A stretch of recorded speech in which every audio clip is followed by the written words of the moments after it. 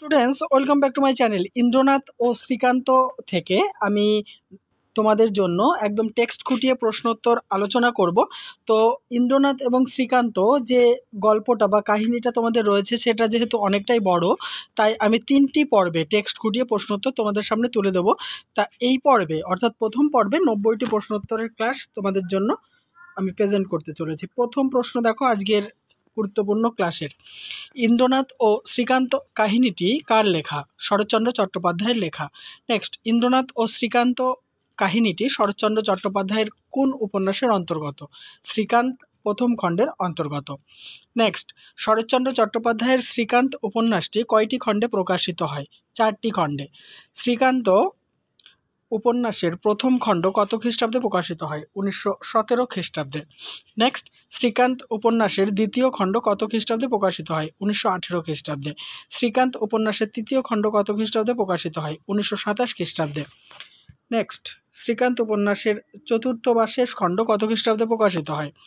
1933 খ্রিস্টাব্দে। নেক্সট, তুই বুঝি এই বাড়িতে থাকিস শ্রীকান্ত, উক্তিটির বক্তাকে? ইন্দ্রনাথ। পরের প্রশ্ন, ইন্দ্র আমার দিকে চাহিয়া কহিল। ইন্দ্র শ্রীকান্তের দিকে তাকিয়ে কি বলেছিল? তুই বুঝি এই বাড়িতে থাকিস শ্রীকান্ত। পরের প্রশ্ন, তুমি এত রাত্রিরে কোথায় যাচ্ছ? কে কাকে বলেছে? শ্রীকান্ত ইন্দ্রকে বা ইন্দ্রনাথকে বলেছে। নেক্সট, রাত্রির কোথায় রে, এ তো সন্ধ্যা। কথাটি ইন্দ্র কেমনভাবে বলেছিল? কথাটি বলেছিল হেসে। নেক্সট, আমি যাচ্ছি আমার ডিঙিতে। ইন্দ্র তার ডিঙিতে কি করতে যাচ্ছে? মাছ ধরে আনতে। 13 নম্বর, যাবি? কে কাকে কোথায় যেতে বলেছে? ইন্দ্র শ্রীকান্তকে ডিঙিতে মাছ ধরে আনতে যেতে বলেছে। 14, আমি সভয়ে জিজ্ঞাসা করলাম। আমি সভয়ে জিজ্ঞাসা করিলাম। শ্রীকান্ত সভয়ে কি জিজ্ঞাসা করলো? এত অন্ধকারে ডিঙি চড়বে? নেক্সট, এত অন্ধকারে ডিঙি চড়বে কে কাকে বলেছে? শ্রীকান্ত ইন্দ্রকে বা ইন্দ্রনাথকে বলেছে। নেক্সট, ভয় কি রে? সেই তো মজা। ইন্দ্রের মজা কিসে? অন্ধকারে ডিঙিতে মাছ ধরতে। 17, অন্ধকার না হলে কি মাছ পাওয়া যায়? বক্তাকে, ইন্দ্র। পরের প্রশ্ন, সাঁতার জানিস? কে কাকে বলেছে? ইন্দ্রনাথ শ্রীকান্তকে বলেছে। 19 নম্বর, খুব জানি। কে কি জানে? শ্রীকান্ত সাঁতার জানে। নেক্সট, বলিয়া সে আমার একটা হাত ধরিল। কে কি বলে হাত ধরেছিল?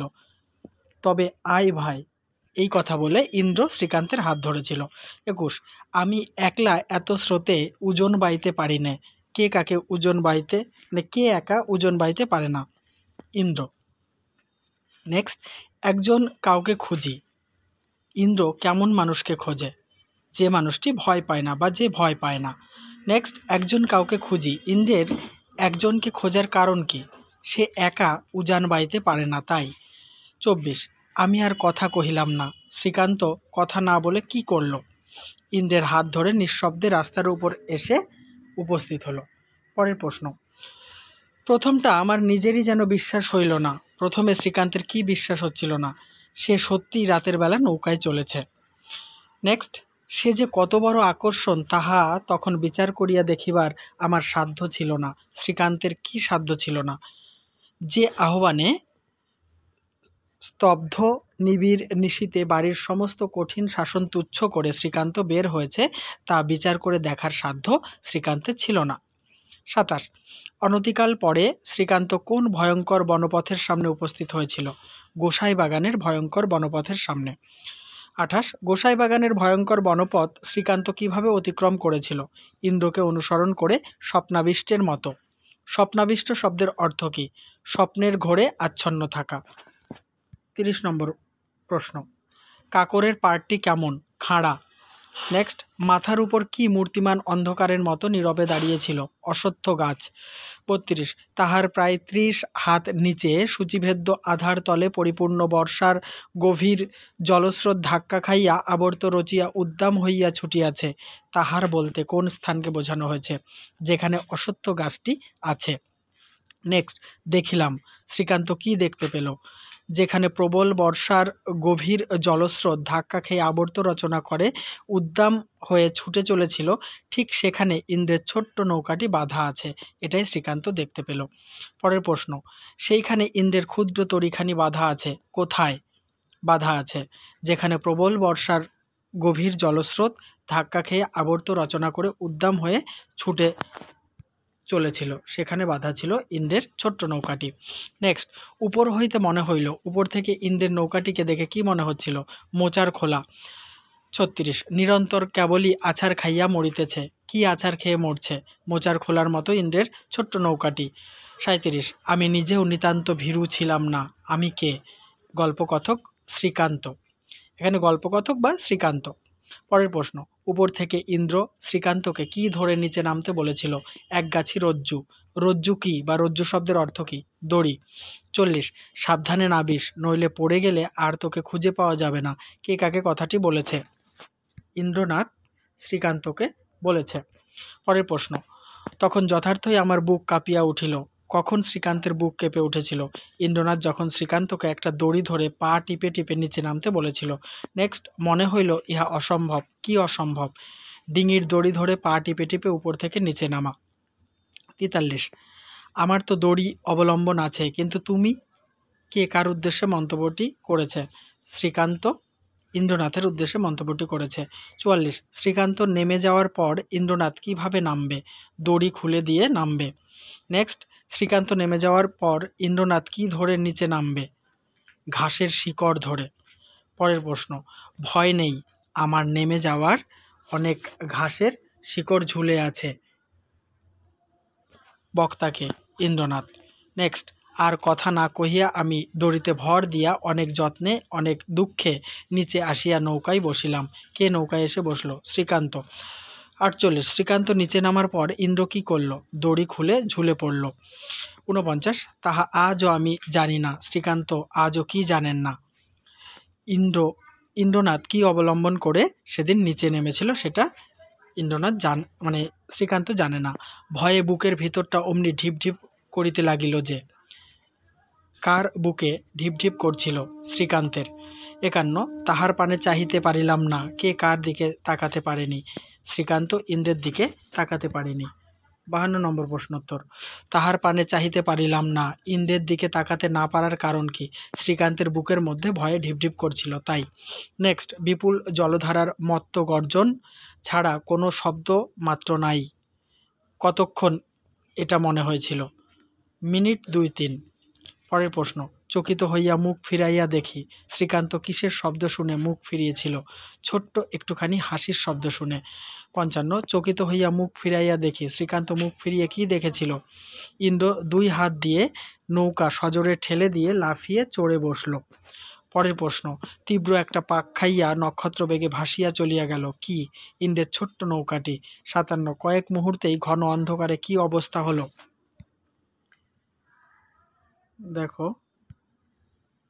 কয়েক মুহূর্তেই ঘন অন্ধকারে কি অবস্থা হলো? এর উত্তরটি মিস্টেক হয়েছে। যাই হোক, তাহার পানে নেক্সট প্রশ্ন বলছে আর কি, তাহার পানে চাহিতে পারিলাম না, ইন্দ্রের দিকে তাকাতে না পারার কারণ কি? এই পেজটা না 2 বার হয়ে গেছে, ঠিক আছে, ডবল হয়ে গেছে। 57 নম্বর দেখো, কয়েক মুহূর্তেই ঘন অন্ধকারে কি অবস্থা হলো, তার উত্তরটা এখান থেকে হবে। ওই পেজটা ডবল হয়ে গেছে। সামনে এবং পিছনে লেপে একাকার হয়ে গেল। 58, তাহারই উপর তীব্র গতিশীলা এই ক্ষুদ্র তরুণীটি এবং কিশোর বয়স্ক দুটি বালক। বালক দুটি কারা? ইন্দ্রনাথ এবং শ্রীকান্ত। নেক্সট, সেই অপরিমেয় গম্ভীর রূপ উপলব্ধি করিবার বয়স তাহাদের নহে। কার অপরিমেয় গম্ভীর রূপের কথা বলা হয়েছে? প্রকৃতি দেবীর। 60 নম্বর, সেই অপরিমেয় গম্ভীর রূপ উপলব্ধি করিবার বয়স তাহাদের নহে। তারা কারা? ইন্দ্রনাথ এবং শ্রীকান্ত। নেক্সট, কিন্তু সে কথা আমি আজও ভুলিতে পারি নাই। কে ভুলতে পারেননি বা পারেনি? লেখক অর্থাৎ শ্রীকান্ত ভুলতে পারেনি। পরের প্রশ্ন, শ্রীকান্ত আজও কি ভুলতে পারেনি? ইন্দ্র ও শ্রীকান্তের নৈশ অভিযানে শ্রীকান্তের দেখা প্রকৃতির রূপ শ্রীকান্ত আজও ভুলতে পারেনি। পরের একটি শূন্যস্থান রয়েছে, দেখো, বায়ুলেশহীন নিষ্কম্প নিস্তব্ধ নিঃসঙ্গ নিশিথিনীর সে যেন এক বিরাট ড্যাশ, উত্তর হবে কালীমূর্তি। এখানে ৯ হর্ষিটা মিস্টেক হয়ে গেছে, ঠিক আছে। নিশিথিনীর। ৬৪ কিসে দুলোক ও ভূলোক আচ্ছন্ন হয়ে গেছে, নিবিড় কালো চুলে। নেক্সট, দুলোক শব্দের অর্থ কী, স্বর্গীয় জগৎ বা আকাশ।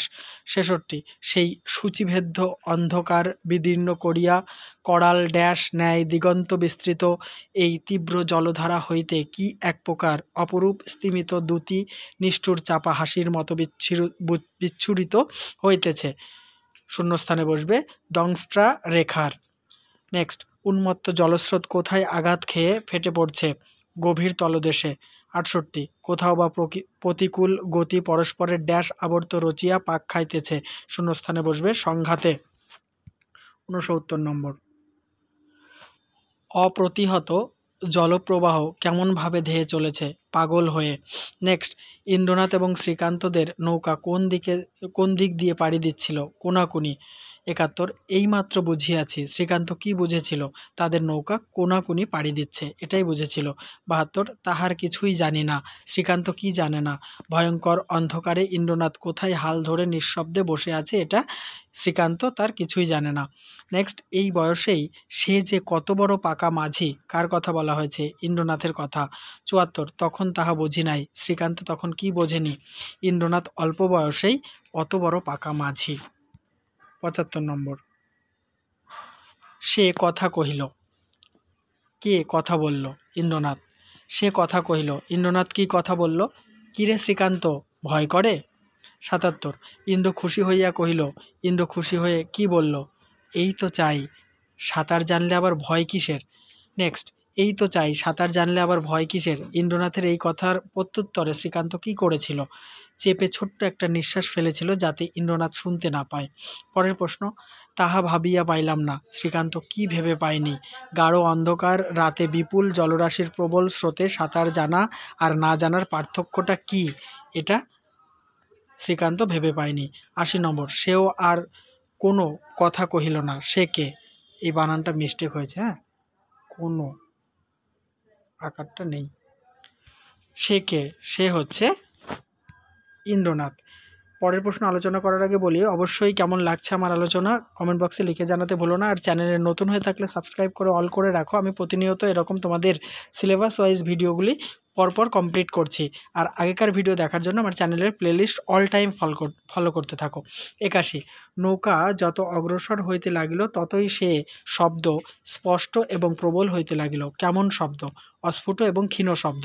নেক্সট, যেন বহু দূরাগত কাহাদের ক্রুদ্ধ আহ্বান। কোন বিষয়টিকে ক্রুদ্ধ আহ্বান বলা হয়েছে, অস্ফুট এবং ক্ষীণ শব্দকে ক্রুদ্ধ আহ্বান বলা হয়েছে। নেক্সট, যেন কত বাধাবিঘ্ন ঠেলিয়া ডিঙাইয়া সে আহ্বান আমাদের কানে আসিয়া পৌঁছিয়াছে।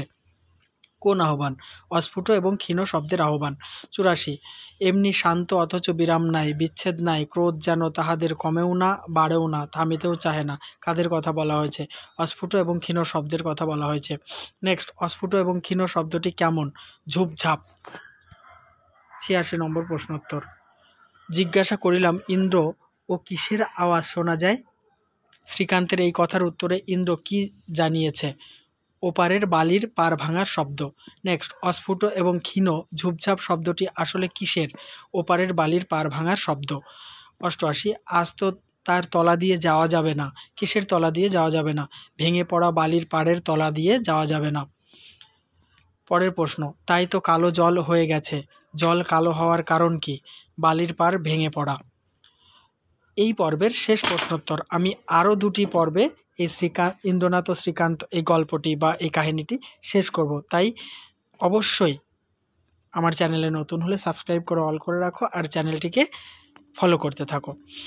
ডিঙি শুদ্ধ আমরা সব গুড়িয়ে যাব। কি ভেঙে পড়লে ডিঙি গুড়িয়ে যাবে, বালির পাড়। তাহলে এই পর্বটি সমাপ্ত হলো। নেক্সট পর্ব দেখার জন্য আমার চ্যানেলটিকে ফলো করতে থাকো।